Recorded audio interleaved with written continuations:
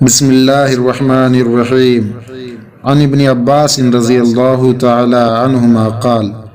لم يكن رسول اللہ صلی اللہ علیہ وسلم ينفخ في طعام ولا شراب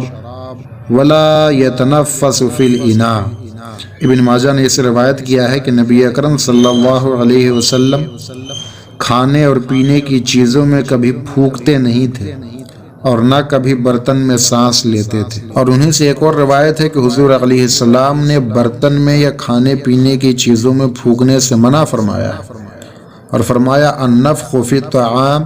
یذهب بالبرکہ، کہ کھانے میں پھونکنے سے کھانے کی برکت ختم ہو جاتی ہے۔ اس کی ایک وجہ یہ بھی ہو سکتی ہے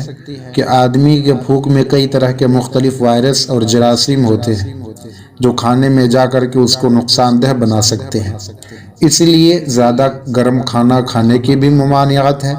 کہ جب وہ ٹھنڈا ہو جائے، کھانے کے لائق ہو جائے، تب اس کو دسترخوان پہ لگایا جائے۔